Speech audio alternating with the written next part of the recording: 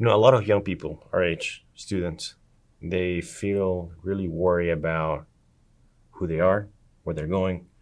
And when I hear your story, you were just trying to make it through, to graduate, to go to law school.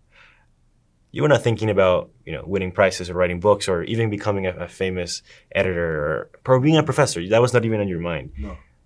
What what can you tell students that are worried, stressed about their life, and they really want to know how everything aligns together? How everything will work out in the future. Well, it's not guaranteed. Exactly. I understand that, and it wasn't guaranteed for me. I consider myself fortunate, and I remind myself that that's part of my humility. I consider myself very fortunate to make all the ins and outs that I did and do this because on two separate occasions, I lived with guerrillas in Angola, and that was fun. I saw it as fun, but both times I was in the middle of a war zone, So I consider myself quite fortunate in Uganda when I was an African correspondent. I was an African correspondent from 79 to 84. And in the 80s, I was in Kampala, Uganda, and looking at a section of Kampala that had been decimated by the government. And the government didn't want anybody going in there. When I went in there, I convinced the cab driver to take me in there.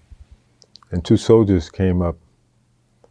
This is 1982. Soldiers came up and leveled their rifles at myself and the cab driver and made us get out of the cab and took all our money, took my sunglasses, took my radio.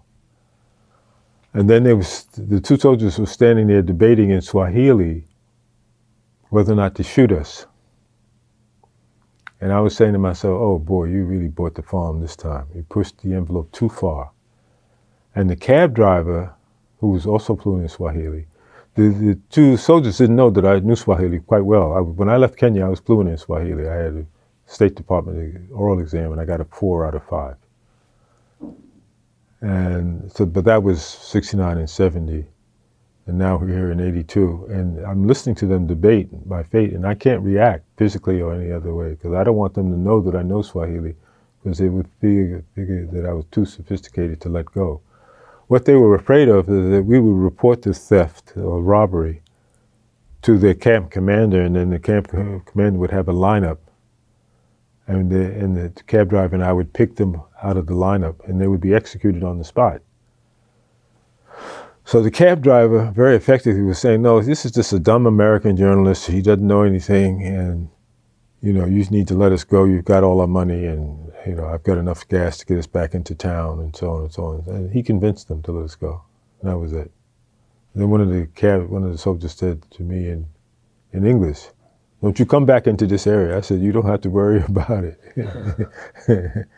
Yeah. So it was a good element, both the robbery and seeing the area of Kampala, the capital that was decimated because of political conflicts in Uganda, were important elements of my story. But I felt fortunate to get out alive because they really were serious about not being picked out of the lineup and executed. Yeah. And I never pursued it. I could replace everything that was stolen from me. I could replace very easily.